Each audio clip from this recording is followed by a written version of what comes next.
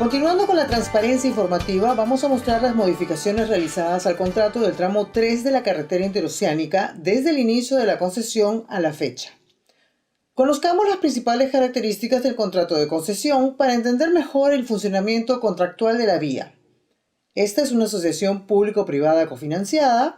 El plazo de la concesión es de 25 años. El objeto del contrato es la construcción, financiamiento, operación y mantenimiento de la vía.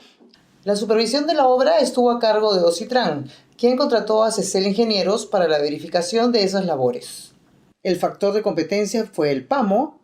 El contrato se suscribió el 4 de agosto del 2005. El concedente es el Ministerio de Transportes y Comunicaciones. El concesionario entrega una garantía de fiel cumplimiento a favor del concedente mediante una carta fianza bancaria. El pago anual por las obras de la construcción de la vía fue establecido en $31.8 millones por 15 años. Este contrato tiene 7 adendas, el regulador es Ocitran y estas son las actividades a ejecutar. La primera pregunta es, ¿se puede modificar un contrato de concesión a través de una adenda del mismo?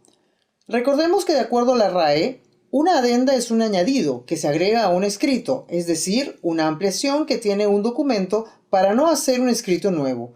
Es un agregado a un documento que ya existe. ¿Se puede modificar un contrato de concesión? En este caso, de acuerdo a lo que señala el contrato firmado inicialmente, las partes se pueden poner de acuerdo para modificar el documento, previa opinión del regulador, que debe asegurar que la modificación cumpla algunas condiciones. Estas condiciones estaban establecidas en el texto único ordenado de concesiones, que establecía que, cuando resulte conveniente modificar la concesión, las partes deben procurar respetar los siguientes puntos: que no se rompa la naturaleza de la concesión, que las condiciones económicas y técnicas permanezcan, que el equilibrio financiero se mantenga. ¿Qué es la naturaleza de la concesión? Son las características esenciales del proyecto de infraestructura que determinan su implementación, comprende el objeto, la modalidad y otras características principales. Por lo tanto, respetar la naturaleza de la concesión implica verificar si la modificación del contrato conlleva a que se cambien las condiciones establecidas en estos conceptos.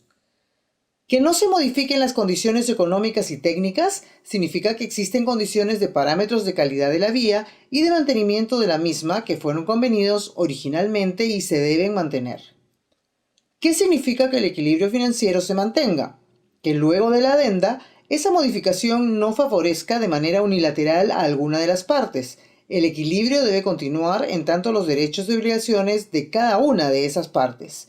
Lo vemos de manera más clara con estos ejemplos. El concedente daría un pago anual por obra y a cambio la concesionaria le daría 300 kilómetros de carretera terminados. El concedente estableció que daría un pago anual por mantener y operar la vía y la concesionaria cumpliría con el mantenimiento rutinario y operación de la vía con el nivel de servicio establecido en el contrato. En resumen, si el concedente pide algo adicional, debe compensar a la concesionaria con el equivalente presupuestal a esa solicitud. De esa manera, se mantiene el equilibrio económico-financiero. Cada una de las cláusulas del contrato está equilibrada. ¿Cuál es el flujograma para la aprobación de una adenda? Primero, alguna de las partes plantea una modificación al contrato. Ese proyecto de adenda es propuesto o revisado por la Dirección General de Concesiones del Ministerio de Transportes y Comunicaciones. Luego, esa modificación es evaluada por el regulador, que si encuentra observaciones, la devuelve a las partes para que éstas subsanen lo observado. Una vez que estas observaciones son levantadas, entonces el regulador emite una opinión, la misma que ha de ser aprobada por la Gerencia General, Gerencia de Supervisión, Gerencia de Regulación y Gerencia de Asesoría Jurídica. Todas estas gerencias verifican que se cumple el equilibrio para las partes y, de ser el caso, dan el visto bueno.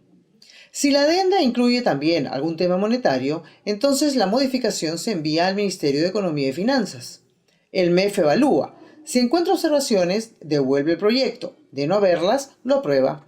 En el MEF la revisión de la adenda está a cargo de la Dirección General de Inversión Privada y puede contar con la opinión de las Direcciones Generales de Inversión Pública, Presupuesto Público, Endeudamiento Público y Tesoro Público, luego de lo cual pueden dar el visto bueno.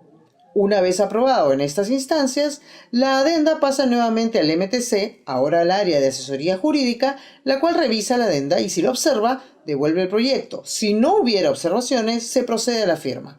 Todo este trámite puede durar en promedio 2 años. Aquí tenemos una publicación hecha por la Contraloría General de la República en el año 2015. Aquí se analizan 10 de los 125 contratos de concesión que tiene el Estado a esa fecha. Se revisan 39 adendas de esos contratos, entre ellas las del tramo 2 de la carretera interoceánica sur, que son similares a las que vemos aquí en el tramo 3. Esta publicación concluye que los contratos en general son documentos incompletos, porque no se puede prevenir todas las contingencias o eventos que se pudieran presentar durante la vigencia del contrato. Es por eso que deviene un proceso natural, la renegociación del contrato para corregir o perfeccionar aquello que no se había previsto. Otra conclusión de la Contraloría es que el tiempo promedio de la firma de adendas, en general, es de 1,7 años y que 7 es el promedio de adendas para cada contrato. Vamos a comentar lo que opinó la Contraloría por adendas idénticas firmadas para el tramo 2. El tramo 3 de la Interoceánica Sur tiene 7 adendas, por lo que se considera que está dentro del promedio. Vamos a pasar a explicarlas. La primera adenda es la anticipación en el inicio de los trabajos de transitabilidad. Cuando se firmó el contrato de concesión, se estableció una fecha de inicio de obra. El concedente solicitó anticipar algunos trabajos, entre ellos el de transitabilidad, para permitir que la trocha existente fuera transitable en mejores condiciones para los usuarios.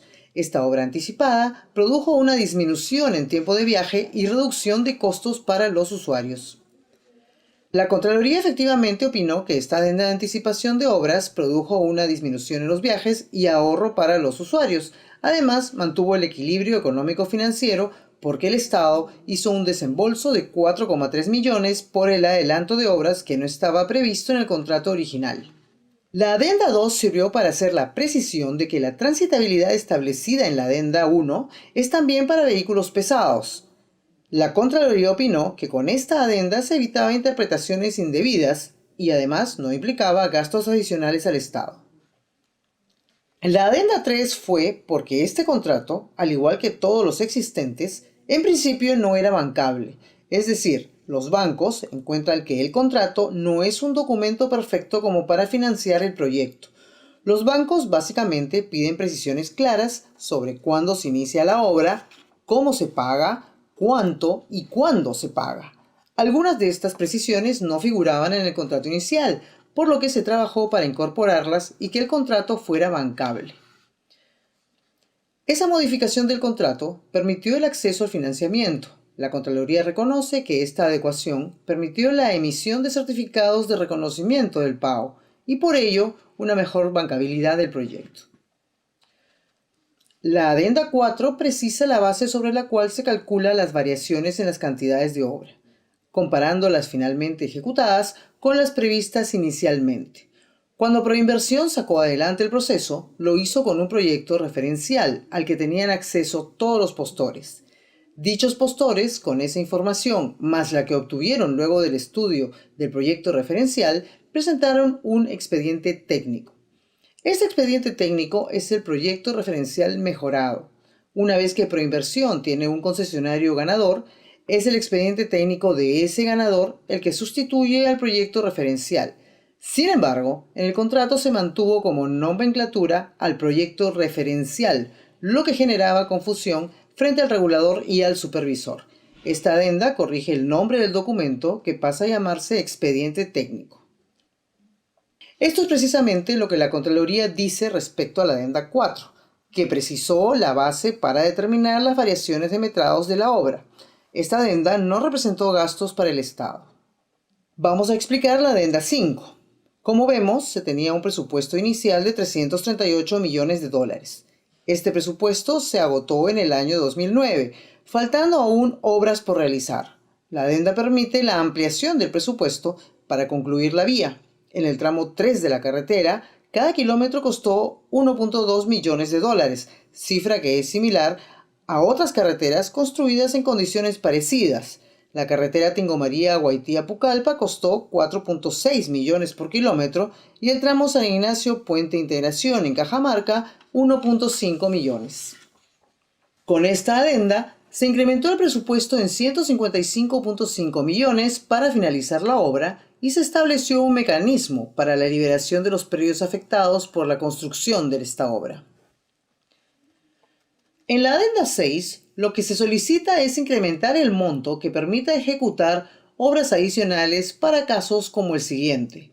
En un principio, la construcción del puente que cruzaba el río Madre de Dios no estaba incluida en el contrato del tramo 3 de la carretera interoceánica. Por lo tanto, los camiones y las personas tenían que trasladarse de una orilla a la otra en barcazas.